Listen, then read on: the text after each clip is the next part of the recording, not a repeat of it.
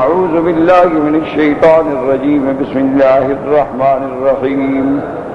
ويوم القيامة ترى الذين كذبوا على الله وجوههم مسودة أليس في جهنم مثوى للمتكبرين وينجي الله الذين اتقوا بمفازتهم لا يمسهم السوء ولا هم يحزنون. قال المؤلف والمفسر رحمه الله تعالى أدام النفع بعلومه وعلومكم في الدارين آمين. إذا أن قال يخبر تعالى عن يوم القيامة أنه تسود فيه وجوه وتبيض فيه وجوه. تسود وجوه أهل الفرقة والاختلاف وتبيض وجوه أهل السنة والجماعة. قال تعالى هاهنا ويوم ترى الذين كذبوا على الله. اللہ تبارک و تعالی خبر دیتے ہیں قیامت والے دن کے احوال کی کہ اس دن کچھ لوگ ایسے ہوں گے جن کے چہرے سیاہ ہوں گے اور کچھ ایسے جن کے چہرے روشن ہوں گے، سفید ہوں گے. تسود وجوہ اہل الفرقۃ والاختلاف، ان کے چہرے سیاہ ہوں گے جو فرقت والے، اختلاف والے. کیا معنی؟ جو اللہ کی توحید میں بھی اختلاف، قیامت کے ماننے میں بھی اختلاف، اللہ تبارک و تعالیٰ کی صفات میں بھی اختلاف. اس لیے وہ کافر اور مشرک ہو کے مر گئے، ان کے چہرے سیاہ ہوں. وَتَبْيَضُّ وُجُوهُ أَهْلِ السُّنَّةِ وَالْجَمَاعَةِ، اور اہل سنت والجماعہ کے چہرے جو ہیں وہ سفید ہوں گے. اہل سنت بنا حضور صلی اللہ علیہ وسلم کے طریقے پہ چلنے والے، والجماعہ سے مراد اصحاب رضوان اللہ علیہم اجمعین پر ایمان اور ان کو معیار حق سمجھنے والے. اس لیے اللہ فرماتے ہیں یوم تری الذین کذبوا علی اللہ ای فی دعواہم لہ شریکا وولدا. وہ لوگ جنہوں نے اللہ پہ جھوٹ باندھا، اللہ کا شریک بنایا،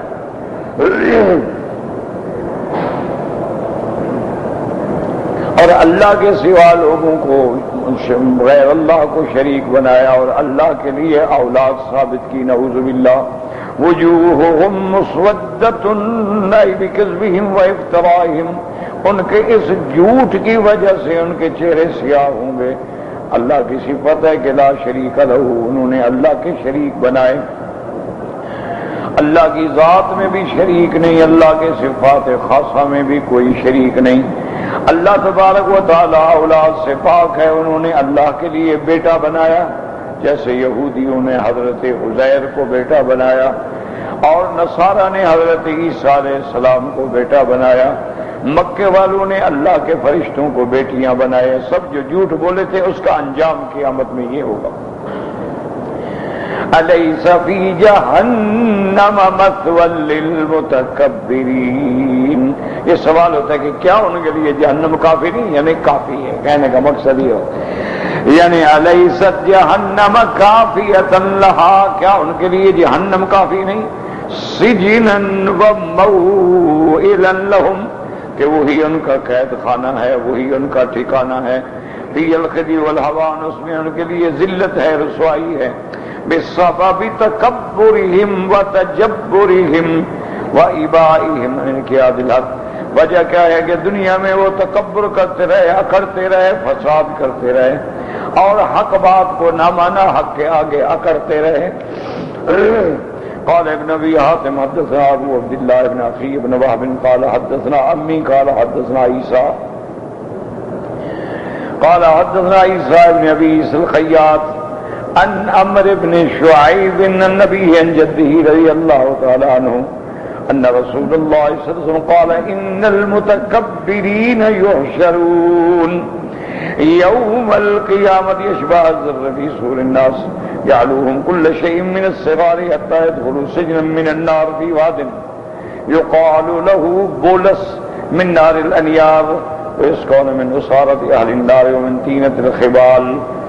اس حدیث پاک میں آتا ہے حضرت آقا انعامدار رحمت عالم صلی اللہ علیہ وسلم نے فرمایا ان المتکبرین، تکبر کرنے والے، اکڑنے والے، قیامت والے دن اللہ ان کو ایسی سزا دیں گے کہ جیسے کیڑے ہوتے نا ایسے انسان کی شکل ہوگی لیکن ایسے چھوٹے چھوٹے، یعلوہم کل شیء، ہر چیز ان سے بڑی ہوگی، حتی یدخلوا السجن من النار، ان کو ایسے جہنم کے قید خانے میں داخل کیا جائے گا، اور جہنم میں ایک وادی ہوگی جس کا نام بولس ہوگا، النار الانیار، یہ سب سے شدید آگ ہے، وَيُسْقَوْنَ مِنْ عَصَارَةِ أَهْلِ النَّارِ، اور جہنمیوں کی دھون، ان کی پیپ، ان کا خون نکلے گا، وہ ان کو پلایا جائے گا، وَمِنْ طِينَةِ الْخِبَالِ، اور اسی طرح ان کو یہ گندے بچے ہوئے زخموں کا بچا ہوا جو تلچھٹ ہے وہ دی جائے گی۔ وقوله تبارک و تعالی وَيُنَجِّي اللَّهُ الَّذِينَ اتَّقَوْا بِمَفَازَتِهِمْ، اللہ تبارک و تعالی نے جب اشقیاء کا ذکر کیا تو اب سعداء کا بھی ذکر فرماتے ہیں کہ وہ لوگ جن کو اللہ نے جن کی سعادت لکھ دی تھی آج ان کو اللہ ہر چیز سے نجات دے گا۔ وَيُنَجِّي اللَّهُ الَّذِينَ اتَّقَوْا بِمَفَازَتِهِمْ، مفازتهم مانا بما سبق لهم من السعادہ، اللہ تبارک و تعالیٰ اپنے علم میں ان کو سعید دیکھ چکے تھے، والفوز عند اللہ، اور اللہ کے ہاں ان کے لیے کامیابی مقدر تھی، لا یمسهم السوء یوم القیامہ، ان کو قیامت والے دن کسی قسم کی کوئی برائی نہیں پہنچے گی، ولا هم يحزنون ولا يحزنهم الفزع الاکبر، اور ان کو غم میں نہیں ڈالے گی اس دن کی پریشانی، بل هم آمنون من كل فزع، بلکہ وہ امن میں ہوں گے ہر قسم کی پریشانی سے، مزحزحون عن كل شر، ہر شر سے دور ہوں گے، نائلون كل خیر، ہر بھلائی پانے والے ہوں گے، وہ شر سے دور، برائی سے دور، غم سے دور، ہر بھلائی، ہر خیر، ہر رحمت، ہر خوشی ان کو نصیب ہوگی۔ یہ کون لوگ ہیں جن کا خاتمہ ایمان پہ ہوا، جو صحیح عقیدے پہ جن کی موت آئی؟ اللہ فرماتے ہیں اللہ خالق کل شیء وهو على كل شيء وكيل، له ملك السماوات والأرض، والذين كفروا بآيات الله أولئك هم الخاسرون، قل أفغير الله تأمروني أعبد أيها الجاهلون، وَلَقَدْ أُوحِيَ إِلَيْكَ وَإِلَى الَّذِينَ مِنْ قَبْلِكَ لَئِنْ أَشْرَكْتَ لَيَحْبَطَنَّ عَمَلُكَ وَلَتَكُونَنَّ مِنَ الْخَاسِرِينَ، بَلِ اللَّهَ فَاعْبُدْ وَكُن مِّنَ الشَّاكِرِينَ۔ يخبر تعالیٰ انه خالق الاشیاء كلها وربها ومليكها ومصرفها وكل تحت تدبیره وقهره وكلاءته، اس میں اللہ پاک خبر دیتی ہے کہ ہر چیز کے پیدا کرنے والا وہ رب، وہ رب ہے سب کے پالنے والا، ومليكها، اور ہر کسی کا مالک اللہ کی ذات ہے، والمتصرف فيها، اور اپنی کائنات میں تصرف کرنے والی اسی کی ذات ہے، ہر چیز اس کی تدبیر اور اس کے کار اس کے غلبے کے تابع ہے، وَقَلَاءَتِهِ، اور اس کی حفاظت میں ہے، وَقَوْلُهُ عَزَّ وَجَلَّ لَهُ مَقَالِيدُ السَّمَاوَاتِ وَالْأَرْضِ، قال مجاهد المقاليد هي المفاتيح بالفارسية، وقد قال قتادہ بن زید بن سفیان بن عیینہ، حضرت مجاہد رحمۃ اللہ علیہ فرماتی ہیں کہ لفظ مقالید جو ہے اس کا مراد چابیاں ہیں، اور فرماتی ہیں لغت فارسی میں مقالید چابیوں کو کہا جاتا ہے، تو یاد رکھیں کہ یہ ایک اختلاف ہے کہ کیا اللہ کے قرآن میں کسی دوسری لغت کے حروف ہیں یا نہیں؟ بعض علماء کہتے ہیں کہ بعض حروف ہیں، جیسے مقالید کہتے ہیں یہ فارسی کا لفظ، اسی طرح استبرق ہے، اور بھی کئی الفاظ ہیں، سجیل ہے،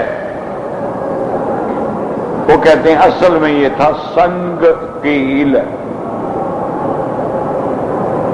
تو بعض لوگ اس بات کے قائل ہیں کہ بعض لغتوں کے الفاظ جو ہیں وہ اللہ کے قرآن میں ہیں۔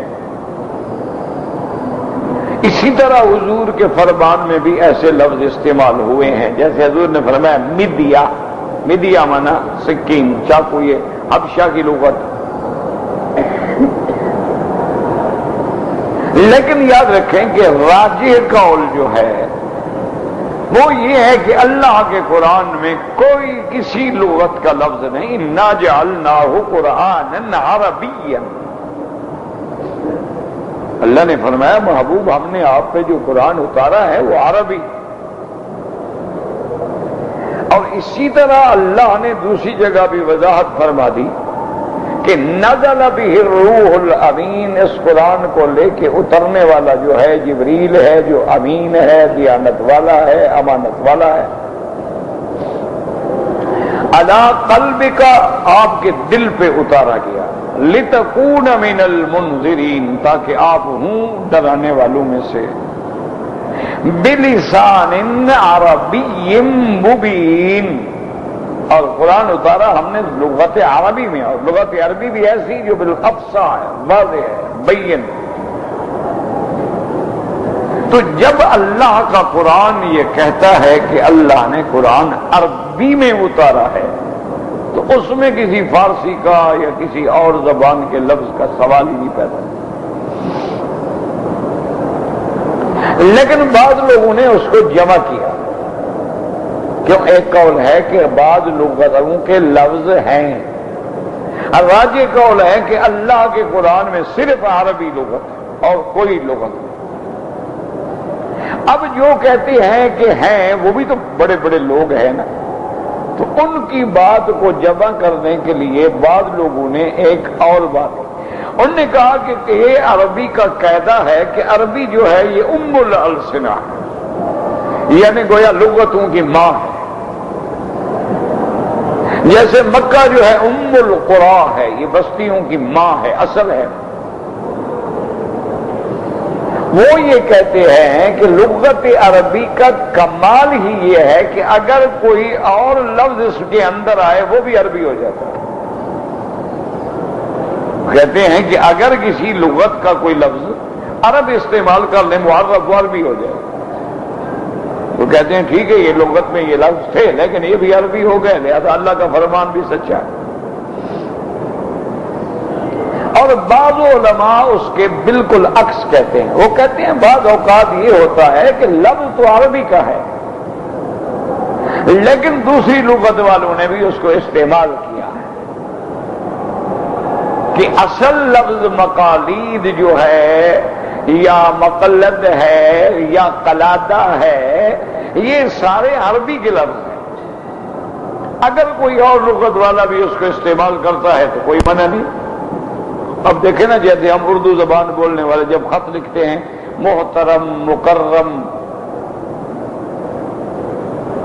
یا لکھتے عم محترم، اب عم عربی کا لفظ ہے، محترم عربی کا لفظ ہے، مکرم عربی کا لفظ ہے۔ اچھا اسی طرح کبھی لکھ دیتے ہیں حضور، پر نور، حضور عربی کا لفظ ہے، نور عربی کا لفظ ہے، گنجور فارسی کا لفظ ہے۔ یہ میرے لیے باعث سعادت ہوگا، سعادت عربی کا لفظ ہے، میں بڑا خوش نصیب ہوں، نصیب عربی کا لفظ ہے۔ اسی طرح یہ بہت سارے لفظ ہیں جو اب مثلا آپ کے ہاں وہ لوہار ہے نا، ایک لوہا موٹا سا ہوتا ہے جس کے اوپر رکھ کے لوہے کو مار، سندان، جس سندان عربی کا لفظ ہے۔ تو اب عربی کے لفظ جو ہیں وہ دوسری لغت والوں نے بھی استعمال کیے ہیں، ٹھیک ہے، وہ ایسی بات نہیں ہے۔ اچھا جتنے اسماء ہیں، مثلا آپ کے ہاں عبداللہ ہے، عبد الکریم ہے، عبد الرزاق ہے، عبد الخالق ہے، عبد الرحیم ہے، دونوں لفظ اللہ کے اسماء عربی کے لفظ ہیں۔ عبد الغفار ہے، عبد الستار ہے، عبد الجبار ہے، عبد المنان ہے، عبد الحنان، سب عربی کے لفظ ہیں۔ تو اس لیے ہمیشہ یاد رکھیں کہ بعض میں اصل لغہ عربیہ ہے، وہ اتنی وسیع ہے، اتنی جامع معنی مکمل ہے کہ ساری دنیا کی زبانیں اس کی محتاج ہیں۔ تو اصل قرآن جو ہے وہ عربی میں ہے، کیونکہ یہ شرف بھی یہی ہے کہ یہ بلد بھی عربی، النبی العربی، قرآن بھی عربی، اور جنت کی زبان بھی عربی۔ تو اس لیے ہمیشہ یاد رکھو۔ باقی اس کے الفاظ جو ہیں اگر دوسرے لوگ استعمال کر لیں تو اس سے یہ فرق تو نہیں پڑتا کہ اب عربی والا لفظ جو ہے اردو کا بن جائے گا، اردو کا تو نہیں بنتا، لیکن اردو میں استعمال ہوتا ہے، فارسی میں استعمال ہوتا ہے۔ من در حیرتم، من جو ہے عربی کا لفظ ہے، در حیرتم فارسی کا لفظ ہے۔ تو یہ بہت سارے ایسے الفاظ آپ کو مل جائیں گے جو لوگوں نے استعمال کیے ہیں، چونکہ یہ بڑی اعلیٰ زبان ہے اور یہ واحد زبان ہے، یاد رکھو، جو اتنا وسیع ہے کہ ہر چیز کا الگ الگ نام ہے۔ مثلا صرف آپ کھجور کو لے لیں تو کھجور میں بلح بھی ہے، رطب بھی ہے، تمر بھی ہے۔ اسی طرح اس میں یعنی جو پیدا ہوتی ہے جب نکلتی ہے وہاں سے جو نام شروع ہوئے ہیں جب تک سوکھ جاتی ہے، ہر چیز کا الگ الگ نام۔ اچھا اسی طرح آپ دیکھیں کہ بچہ ہے، پیدا ہوا تو اب وہ کیا ہے جناب، ماں کے پیٹ میں کیا ہے، جنین ہے۔ پیدا ہو گیا اب رضیع ہے، دودھ پینے والا۔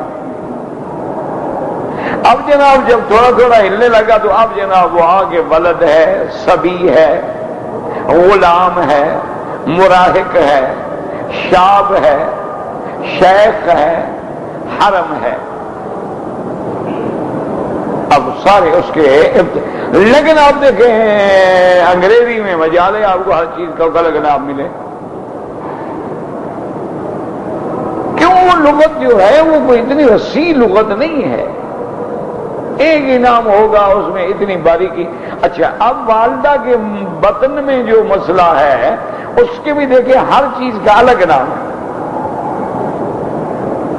نطفہ ہے، علقہ ہے، مضغہ ہے، اس کے بعد عظام ہے، لحم ہے، انشأنا انشاء ہے، ہر چیز کا الگ الگ نام۔ اور کسی زبان میں آپ کو اتنی تفصیل نہیں ملے۔ یہ اللہ کے قرآن کا اعجاز ہے، یاد رکھیں۔ آج دنیا کی سائنس جو اپنی ترقی پہ ناز کر رہی ہے نا، یہ بدبختی ہے ان کی، اصل میں یہ سارے قرآن کے محتاج ہیں۔ بدقسمتی یہ ہے کہ ہمارے حالات ایسے ہیں کہ ہم بس لڑنے میں لگے ہوئے ہیں، فروعی مسائل پہ لڑ رہے ہیں، چھوٹے چھوٹے مسائل، وہ بھی اصولی نہیں، فروعی مسائل۔ اصول پہ تو کوئی جھگڑا ہے نہیں، خدا ایک ہے، اللہ کا نبی ایک ہے، کعبہ ایک ہے، نمازیں 5 ہیں، کوئی جھگڑا ہی نہیں۔ فروعی مسائل پہ لڑ لڑ کے ہم نے اپنے آپ کو اتنا کمزور کر دیا ہے کہ ہمارے جو بڑے بڑے لوگ لکھ گزرے ہیں نا، اب آپ کسی مثلا شکاگو میں جائیں، وہاں آپ کو جو آثار قدیمہ کی انہوں نے ایک بہت بڑی گیلری، آرٹ گیلری بنائی ہے، اس میں سب یورپین کے نام لکھے ہوئے ملیں گے، کسی مسلمان کا نام نہیں ہو۔ ورنہ مسلمانوں میں ابن حیان ہے، جابر ہے، بیرونی ہے، ابن سینا ہے، بڑے بڑے لوگ پیدا ہوئے ہیں۔ یہ جو آج کل آپ کا سارا انٹرنیٹ، کمپیوٹر اور یہ سافٹ ویئر اور ہارڈ ویئر اور یہ ساری مصیبتیں، یہ صفر جو ہے نا، صفر، یہ سب سے پہلے مسلمان نے ایجاد کی ہے۔ صفر نہ ہو ساری دنیا کے حساب ہی غلط ہو جائے۔ صفر کا ایجاد کرنے والا مسلمان ہے، لیکن نام نہیں لیں گے یہ بدبخت۔ آج آپ کی جو بحری قوتیں ہیں، آپ کے نیوی کے بڑے بڑے بیڑے ہیں، اس کی بنیاد سب سے پہلے حضرت نوح نے رکھی۔ حضور پاک کے زمانے میں آ کے سیدنا معاویہ نے بیڑا بنایا۔ تو اس بحریہ کے موجد جو ہیں وہ مسلمان ہیں۔ اب انہوں نے ایک چھوٹا بیڑا بنایا، تم نے بڑا بنا دیا۔ انہوں نے چپو سے چلنے والا بنایا، تم نے انجن لگا دیا۔ بات تو وہی ہے۔ اسی طریقے سے علم النباتات پہ، علم الجمادات پہ، علم المعدنیات پہ جتنا کام کیا ہے وہ تو مسلمانوں نے کیا ہے۔ انہوں نے کب سونے کے بارے میں بتایا کہ فلاں ملک میں سونا ہے، فلاں میں کانے ہیں؟ یہ سب سے پہلے تو حضور پاک نے فرما دیا تھا کہ لو ان احدکم انفق مثل احد ذهبا، تو یہ چکر میں پڑ گئے کہ یار کوئی پہاڑ میں سونا تو ہوتا ہے، وہ کھودتے کھودتے سونے پہ پہنچ گئے، تم تعویذ لکھنے پہ گزارا کرتے رہے۔ یعنی کوئی آدمی آج ہماری حالت پہ رونے والا ہے، وہ لاکھوں بندوں کو مار دیں کوئی پوچھنے والا نہیں۔ مسلمان اگر اپنے آپ کو دفاع میں بچانے کے لیے کسی ایک بندے کو ٹکر مار دے، ساری دنیا میں شور ہو جائے گا، مسلمان نے کتا مار دیا، بلی مار دی، چوہا مار دیا، جانور مار دیا، اے جناب دیکھو مچھلی کو پانی سے باہر نکال کے مار دیا۔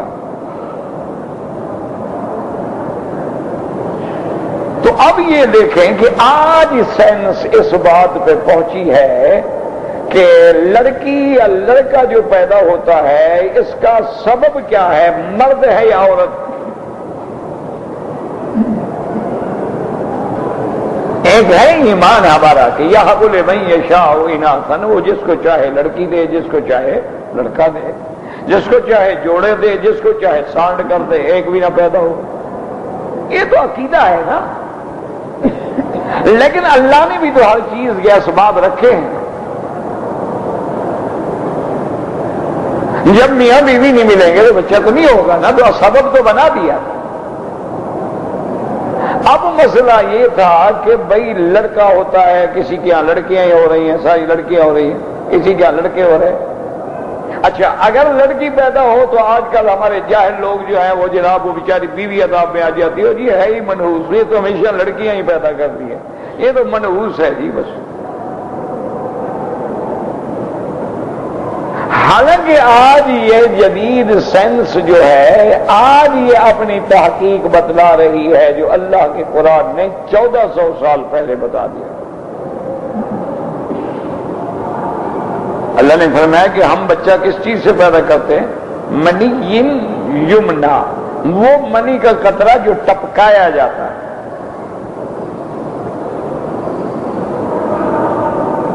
تو منی کا قطرہ ٹپکانا تو مرد کا کام ہے، عورت تو نہیں ٹپکاتی۔ تو اس لیے فیصلہ یہ ہوا قرآن کی روح سے بھی کہ لڑکی یا لڑکے ہونے کا سبب مرد ہے، عورت نہیں ہے۔ اس کی عام مثال اگر سمجھیں وہ ایسے ہے جیسے ایک زمین ہے، تو عورت تو زمین ہے، بیج تو مرد نے ڈالنا ہے۔ اب بیج گندم ڈالو گے گندم نکلے گی، جو ڈالو گے جو نکلے گا۔ عورت کا اس میں کیا گناہ ہے؟ فاعل تو مرد ہے نا، وہ تو مفعول ہے۔ آج سائنس یہ آئی ہے تحقیق پہ کہ جی وہ جو مرد کے مادہ منویہ میں اور عورت کے مادہ منویہ میں کروموسوم جو ہوتے ہیں وہ ایکس اور وائی ہوتے ہیں۔ اچھا اب تحقیق یہ ہے کہ ایکس اگر ہو تو لڑکی ہوتی ہے، وائی اگر ہو تو پھر لڑکا ہوتا ہے۔ اچھا خدا کی شان ہے کہ عورت کے جو ہیں اس میں ہوتا ہی صرف ایکس ہے، ایکس اور وائی دونوں جو ہیں مرد میں ہوتے ہیں. اگر وائی کا آ گیا تو بچہ پیدا ہو گیا, ایکس اس کا بھی آ گیا, ایکس آ گیا تو لڑکی پیدا ہو گئی. جس کو حضور نے فرمایا کہ کبھی مرد کا پانی غالب آ جاتا ہے, کبھی عورت کا پانی غالب آ جاتا ہے, وہی غالب آتا ہے, وہی آخری ایک قطرہ جس سے اللہ نے بچہ پیدا کرنا ہے. ہر پانی سے روز تو نہیں پیدا ہوتا نا. اگر پانی میں مثلا مادہ منویہ میں 1000 قطرہ ہے تو 1000 قطرے سے نہیں ہوتا, 999 سے نہیں ہوتا, ایک قطرہ ہوتا ہے. جب وہ قرار مکین میں پہنچتا ہے تو اللہ اس کی حفاظت کے لیے اس کو بند کر دیتے ہیں. اب اسی کے اندر پھر اس کی تربیت شروع ہو جاتی ہے. تو یہ آج کہہ رہے ہیں اور اللہ کے نبی نے قرآن پڑھ کے 1400 سال پہلے امت کو بتا دیا. تو اس لیے ہمیشہ یاد رکھیں کہ قرآن عربی ہے, بلسان عربی, جعلناہ قرآنا عربیا, چونکہ مخاطب بھی عرب تھے, اللہ کا نبی بھی عربی تھا. اسی لیے اللہ فرماتے ہیں کہ میرے محبوب اگر ہم کسی اور زبان میں عربی کے بجائے قرآن اتار دیں ہم تو قادر ہیں. چونکہ پہلے بھی جتنی کتابیں اتری ہیں وہ سب یا عبرانی ہیں یا سریانی ہیں. یاد رکھو, تورات ہے, انجیل ہے, زبور ہے, صحائف ہیں, صحائف, یہ سب یا عبرانی میں ہیں یا سریانی, عربی میں کوئی نہیں ہے. لغت عربیہ کا نبیوں میں پہلے پیغمبر جو ہیں وہ حضرت اسماعیل علیہ السلام ہیں جنہوں نے لغت عربیہ استعمال کی. ورنہ جتنے انبیاء پہلے گزرے ان کی لغت عربی نہیں تھی. سیدنا اسماعیل نے پہلے عربی سیکھا, عربی بولے, اور حضور بھی چونکہ ولد اسماعیل ہے تو پھر سارا عرب سلسلہ شروع ہوا. یہ جو مکے کا قریش ہے, بنو ہاشم ہے, یہ سارے بنو کنانا سے ہیں. کنانا جو ہے وہ حضرت اسماعیل سے, پھر کنانا سے قریش ہے, قریش کے آگے بطن ہے. بنی ہاشم جو ہے گویا ان کی ایک شاخ ہے, ایک فخر ہے. کیونکہ اصل قوم جیسے آپ دیکھیں نا, مثلا اصل قوم جو ہے بلوچ ہے. اب آگے جناب کوئی قرائی ہو گیا, کوئی مزاری ہو گیا, کوئی لغاری ہو گیا, کوئی لشاری ہو گیا, کوئی کھوسا ہو گیا, مختلف, یہ سب آگے شاخیں. اصل وہی بلوچ ہے. اصل جو ہے کنانا ہے, کنانا سے قریش ہے, قریش سے آگے بنو ہاشم ہے. پھر بنی ہاشم میں عبد المطلب کا گھرانہ ہے, اس کا بیٹا عبداللہ ہے, اور جس کے گھر میں اللہ نے خاتم الانبیاء پیدا کیا صلی اللہ علیہ وعلا آلہ واصحابہ وسلم تسلیما کثیرا کثیرا. تو یہ اللہ کا نظام ہے. اس لیے یاد رکھیں مقالید بھی عربی کا لفظ ہے. لہو مقالید السماوات والارض, یاد رکھیں کیا مانا, یا تو مانا کہ آسمانوں اور زمینوں کا تصرف اس کے ہاتھ میں ہے. جیسے کہتے ہیں نا بھائی یار کام کرانا ہے نا, اور فلاں بندے کی یہ بندہ چابی ہے, بس اس کو کہہ دو. اب بندہ چابی تو نہیں ہوتا نا, منع یہ ہے کہ اس سے یہ کام کرا لیتا ہے. بعد نے کہا کہ چونکہ پوری کائنات میں اللہ کا تصرف ہے تو اس کو کہہ دیا گیا کہ ساری کنجیاں اس کے ہاتھ. اور بعض علماء فرماتے ہیں کہ نہیں, حقیقتاً مقالید آسمانوں کے دروازے ہیں اور حقیقتاً اس کے مقالید ہیں, اور اس کا مالک بھی اللہ تبارک و تعالی ہے. اس کے حکم کے بغیر نہ دروازہ کھل سکتا ہے, نہ خزانے کھل سکتے ہیں, اور نہ کوئی اس میں تصرف کر سکتا. فرمایا لہو مقالید السماوات والارض.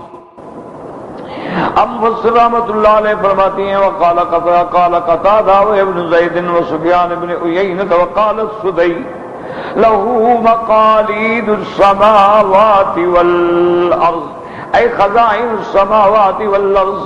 حضرت سدی رحمت اللہ علیہ فرماتی ہیں مقالید کا معنی یعنی آسمانوں اور زمینوں کے جو خزانے ہیں وہ اللہ کے ہاتھ میں ہیں. اب آسمانوں میں جو خزانے, اچھا زمینوں میں جو خزانے ہیں, اب دیکھیں نا کتنے خزانے چھپے ہوئے ہیں, کتنی معدنیات, کہیں سونا ہے, کہیں تانبا ہے, کہیں جس ہے, کہیں لوہا ہے, کہیں مقناطیس ہے, کہیں جانور ہیں, کہیں حشرات ہیں. اللہ کے خزانے ہیں جن کو اللہ کے سوا کوئی جانتا نہیں. اور آسمانوں میں جو خزانے ہیں وہ کون جانتا. اس لیے حضرت سدی فرماتی ہیں مقالید کا معنی یہ ہے کہ آسمانوں اور زمینوں کے خزانے اسی کے ہاتھ میں ہیں. والمعنى على كلا القولين أن عظمة الأمور بيده تبارك وتعالى له الملك وله الحمد وهو على كل شيء قدير. اب مفسر فرماتا ہے کہ دونوں قولین کے اعتبار سے معنی یہ ہے کہ تمام امور کی باغ جو ہے میرے اللہ کے ہاتھ میں ہے، اسی کے لیے ملک ہے، اسی کے لیے حمد ہے، وہ ہر چیز میں قادر ہے. ولہذا قال جل وعلا والذین کفروا بآیات اللہ اولئک هم الخاسرون. والذین کفروا بآیات اللہ، آیات اللہ سے معنی حجج، اللہ تبارک و تعالیٰ کی توحید کے دلائل اور براہین اور علامات اور آیات اور نشانی جنہوں نے کفر کیا، اولئک هم الخاسرون، وہی لوگ ہیں گھاٹے میں جن کا اصل بھی برباد اور نفع بھی برباد. وقد روى ابن ابي حاتم هنا حديثا غريبا جدا وفي سيئة نظر ولكن نذكر قرابت ہے بالکل حد سے بھی، لیکن چونکہ اس نے بھی ذکر کیا ہے تو ہم ذکر کر رہے ہیں. فإنه قال حدثنا يزيد بن سنان البصري بمصر قال حدثنا يحيى بن حماد قال حدثنا اغلب بن تميم مخلد بن هذيل العبدي عن عبد الرحمن المدني عن عبد الله بن عمر رضي الله عنهما عن عثمان بن عفان رضي الله تعالى عنه أنه سأل رسول الله من تفسير قوله تعالى له مقاليد السماوات والأرض فقال ما سألني أنا أحد قبلك يا عثمان. اس روایت میں آتا ہے کہ حضرت عثمان بن عفان امیر المؤمنین رضی اللہ تعالی عنہ نے حضور پاک سے پوچھا، سوال کیا کہ یا رسول اللہ قرآن پاک میں آتا ہے لہو مقالید السماوات والارض، تو مقالید کا کیا معنی ہے؟ حضور پاک نے فرمایا کہ عثمان تم نے جو سوال پوچھا ہے تجھ سے پہلے مجھ سے کسی نے نہیں پوچھا. تفسیرها لا الہ الا اللہ واللہ اکبر وسبحان اللہ وبحمدہ استغفر اللہ ولا قوة الا باللہ الاول والآخر والظاہر والباطن بیدہ الخیر یحیی ویمیت وہو علی کل شیء قدیر. حضور پاک نے فرمایا کہ حضرت عثمان اس مقالید کی تفسیر یہ ہے اللہ کے خزانے کی کنجیاں کیا ہیں، لا الہ الا اللہ اللہ اکبر سبحان اللہ وبحمدہ استغفر اللہ ولا قوة الا باللہ الاول والآخر والظاہر والباطن بیدہ الخیر یحیی ویمیت وہو علی کل شیء قدیر. من قالها یا عثمان اذا اصبح اشر مرارا اعطی خصالا ستا. حضور پاک نے فرمایا عثمان جو آدمی صبح کو یہ کلمات جو ہیں 10 دفعہ کہے گا اللہ اس کو 6 چیزیں عطا فرمائیں گے. اما اولاہن ویحرس من ابلیس وجنودہ، پہلا نعمت تو یہ ہوگی کہ اللہ اس کو ابلیس اور اس کے لشکر سے محفوظ رکھیں گے.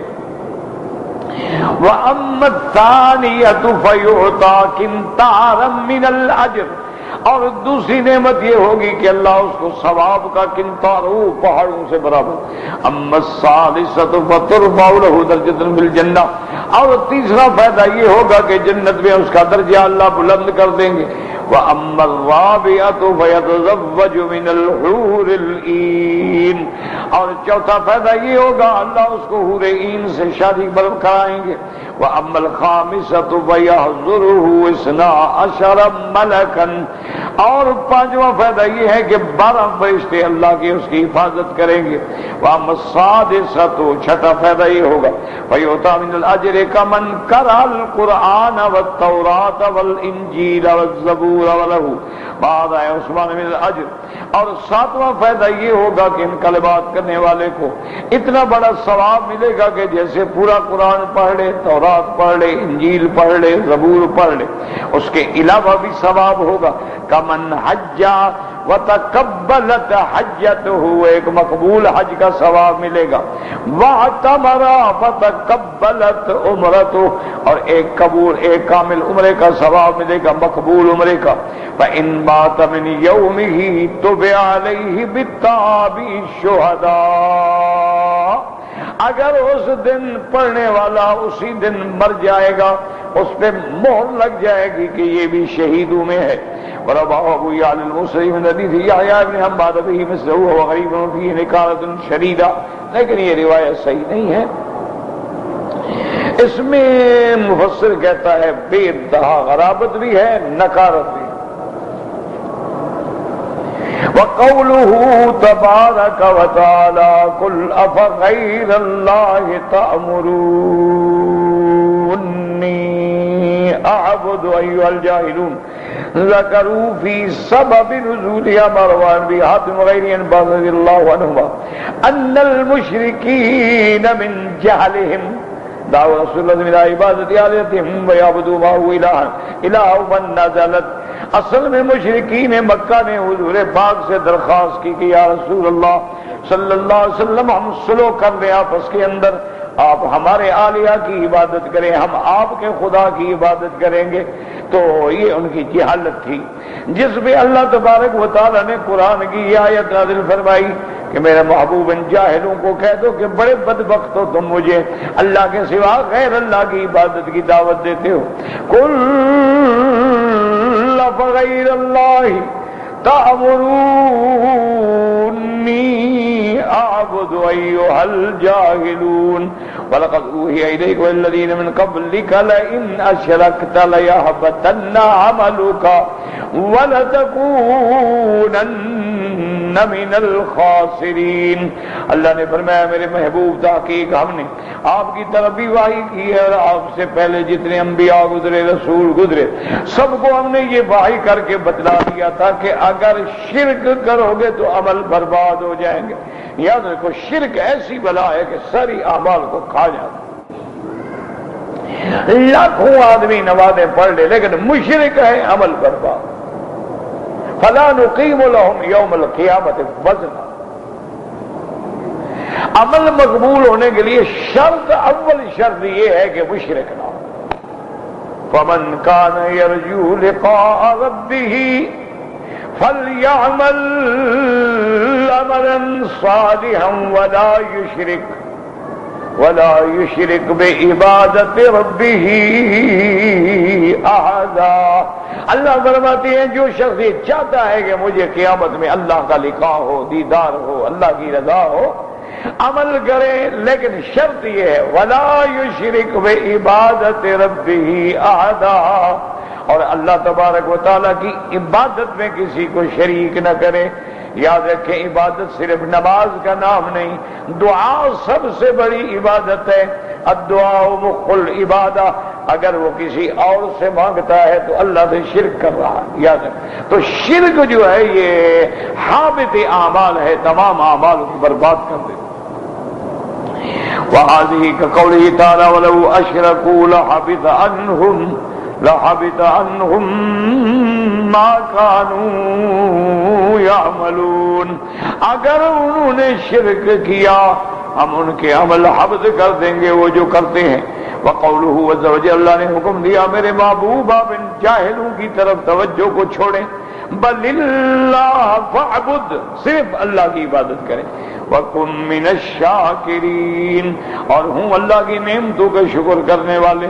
اور سب سے پہلا شکر یہ ہے کہ اللہ کی توحید پہ ایمان ہو، اس لیے اللہ فرماتے ہیں اخلص العبادۃ للہ وحدہ لا شریک لہ انت ومن اتبعک وصدقک، خالص عبادت کریں اللہ کی جو وحدہ لا شریک ہے۔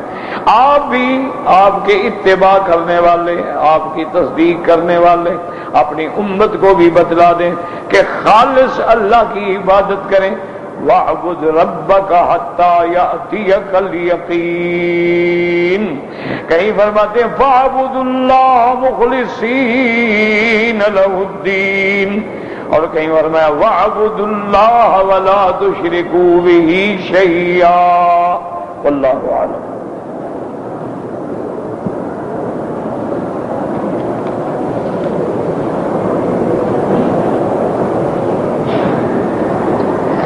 کہتے ہیں جی کہ ہمارے ہاں یہ ایک مشہور بات ہے کہ پنج تن پاک، یہ کیا چیز ہے؟ پہلے تو آپ ان سے پوچھیں نا جو کہتے ہیں، بھائی جو کہتے ہیں پنج تن پاک ان سے پوچھنا چاہیے نا بابا پنج تن پاک کیا ہے؟ اصل بات یاد رکھیں کہ یہ بھی شیعہ حضرات کا ایک بہت بڑا ہیلا ہے، مکر۔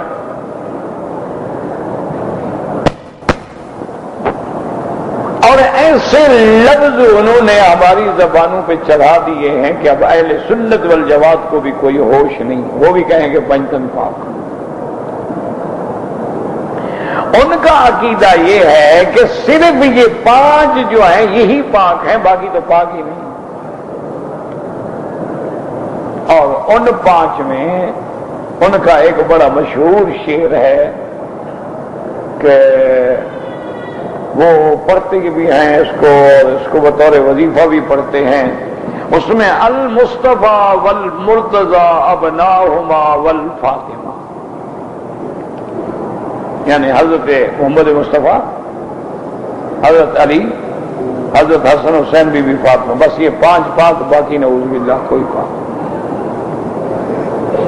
اسی لیے وہ کہتے ہیں کہ لی خمسۃ، ہمارے لیے یہ پنج تن ہیں، اطفی بہا حر الوباء الحاطمہ، جن کے ذریعے میں جہنم کی آگ کو بھی بجھا دوں گا۔ المصطفیٰ والمرتضیٰ ابناہما والفاطمہ، تو یہ اللہ کے قرآن کے مقابلے پہ انہوں نے یہ چیز پیدا کی۔ اللہ نے نبی کی بیویوں کو پاک کیا، انما یرید اللہ لیذہب عنکم الرجس اہل البیت ویطہرکم تطہیرا، یہ آیت حضور کی بیویوں کے لیے اتری، تو انہوں نے بیویوں کو نعوذ باللہ شمار نہ کیا اور ان کو کہنا شروع کیا۔ اور دلیل یہ پکڑی کہ ایک دن حضور صلی اللہ علیہ وسلم بیٹھے تھے، حضرت علی بھی تھے، حضرت فاطمہ بھی تھی، حسن حسین بھی تھے، آپ نے ان کے اوپر کپڑا ڈالا اور پھر اللہ سے دعا کی کہ اللہم ہؤلاء اہل بیتی، یا اللہ یہ بھی تو میرے اہل بیت۔ تو مانا یہ تھا کہ اللہ میری بیویوں کو تو آپ نے پاک کر دیا، لیکن ان کے بارے میں تو آیت نہیں آئی۔ اگر ان کے بارے میں بھی قرآن آ چکا تھا، بس دعا مانگنے کا کیا مطلب؟ ایک بات یاد رکھو کہ بھئی اگر اللہ کا قرآن ان پانچ کے لیے اترا تھا، پھر ان کے لیے دعا مانگنے کی ضرورت ہی نہیں ہے نا۔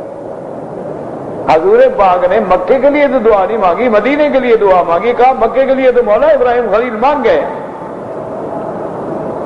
ان ابراہیم خلیل کا دعا لمکہ تھا، تیرا خلیل حضرت ابراہیم نے مکے والوں کے لیے دعا کی، میں مدینے والوں کے لیے دعا کرتا ہوں۔ تو دعا ہمیشہ اس چیز کی جاتی ہے جو نہ ہو۔ اب دیکھیں میرے پاس تفسیر رکھی ہے، مثلا میں یا اللہ مجھے تفسیر میں کثیر کی کتاب دے دے، یہ کوئی بات، یہ تو تحصیل حاصل ہے، یعنی ایک چیز حاصل ہے، موجود ہے، پھر آپ کہہ رہے ہیں۔ تو اس لیے انہوں نے دراصل اس آیت قرآنی کو توڑ کرنے کے لیے یہ ایک بات نکالی کہ پنج تن پاک۔ نعوذ باللہ یہ اتنا غلط عقیدہ ہے کہ ان پانچ کے علاوہ نعوذ باللہ تمام انبیاء بھی پاک نہیں، تمام صحابہ بھی پاک نہیں، اہل بیت بھی پاک نہیں، تو بندہ کافر ہو گیا۔ اور ہمارے مسلمان ہیں ماشاءاللہ ہر آدمی وہ بھی کہہ دیتے ہیں پنج تن پاک۔ بڑے سے بڑا سنی حضرت حسین کا نام لے گا تو کہے گا امام حسین علیہ السلام۔ حضرت حسین کہاں امام بنے ہوئے؟ تو خلافت ہی نہیں ملی، بیعت ہی نہیں ہوئی، پہلے شہید ہو گئے تو امام کہتے ہو گئے۔ حضرت حسین تشریف لے گئے، کوفے والوں نے دھوکہ دیا، آپ مظلوم شہید ہو گئے، ان کو تو ایک دن کے لیے بھی خلیفہ نہیں بنے، امام نہیں بنے، لیکن ان کو کہیں گے امام حسین علیہ السلام۔ 2.5 سال حضرت ابو بکر حضور کی مسجد میں بیٹھے، خلیفہ بنے، امام بنے، امام ابو بکر کبھی نہیں کہیں گے۔ 10 سال حضرت عمر رضی اللہ تعالیٰ عنہ خلیفہ بنے، حضور کی مسجد کے بیٹھے، امام بنے، ان کو کبھی نہیں کہیں گے امام عمر۔ حضرت عثمان 12 سال رہے، خلیفہ بھی رہے اور حضور پاک صلی اللہ علیہ وسلم کے مسجد میں امام بھی رہے. کبھی نہیں کہیں گے امام عثمان. حضرت علی 2.5 سال خلیفہ رہے، ان کو بھی نہیں کہیں گے امام علی علیہ السلام. حضرت معاویہ نے 40 سال حکومت کی، 20 سال گورنر رہے، 20 سال حضرت حسن کی بیعت کرنے کے بعد سب کے خلیفہ ہو گئے.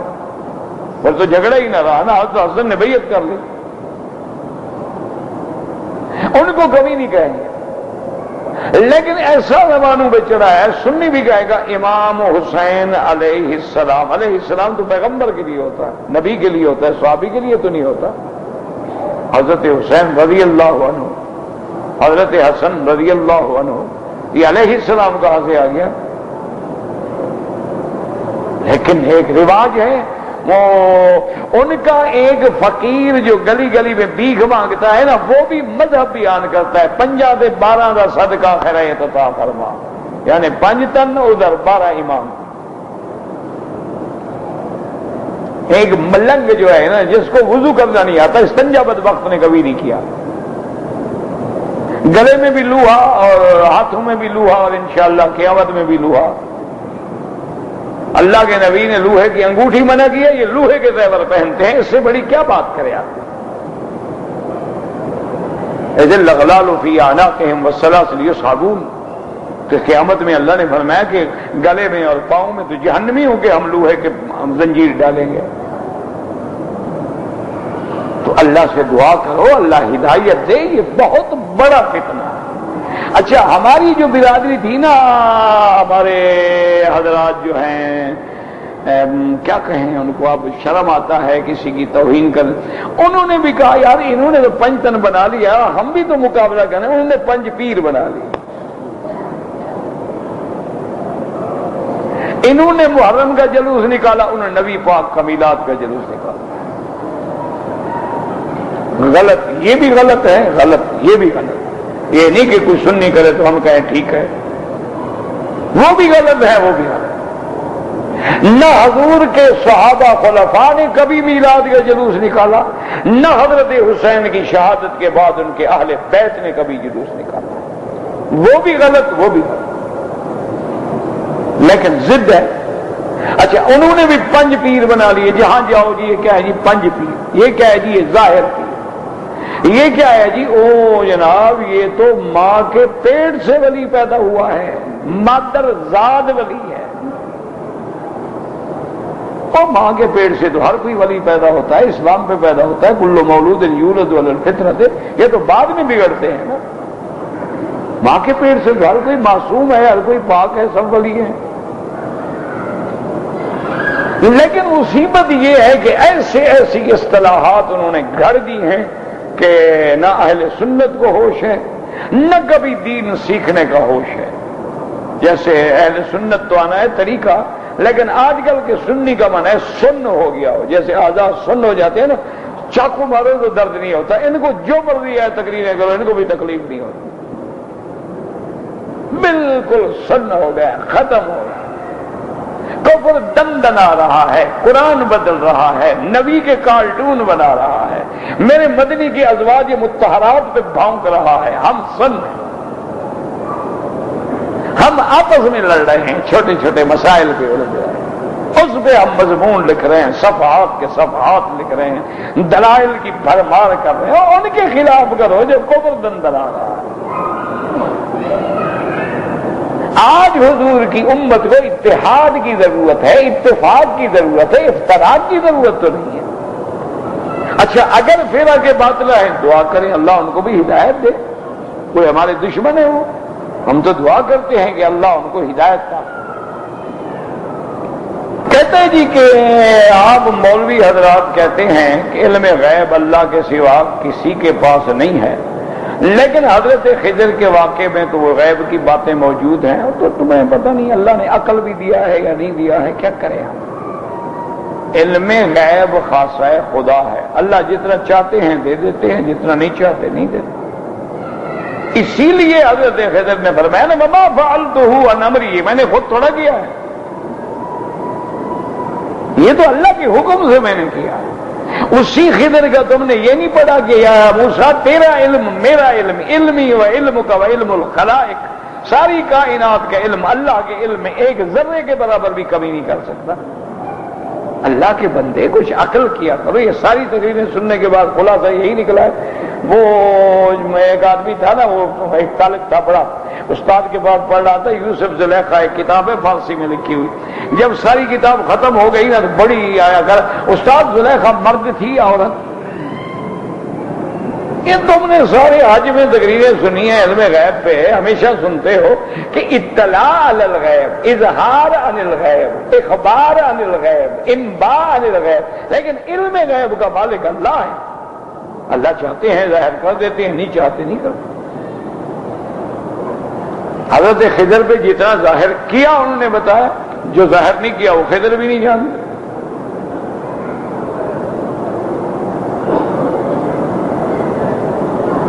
میرے ابو کی 2 بیویاں تھیں، میرا ابو امی فوت ہو گئے، میری ستیلی ماں موجود ہے، ان سے میرے شوہر کا کیا مطلب، میرے خواب میں شوہر کیا مطلب، مجھے تو بابا سمجھ نہیں آیا کیا مطلب ہے اس کا۔ بہرحال اگر ستیلی ماں ہے اس سے نکاح نہیں ہو سکتا۔ میرا بھائی بے گناہ قتل ہوا ہے، اللہ اس کی مغفرت فرمائے، اور اللہ تبارک و تعالی قاتلوں کو خود سزا عطا فرمائے۔ اللہ مسلمانوں کے قاتلوں کو سزا عطا فرما، یا اللہ فلسطینیوں کے قاتلوں کو سزا عطا فرما، کشمیریوں کے قاتلوں کو سزا عطا فرما،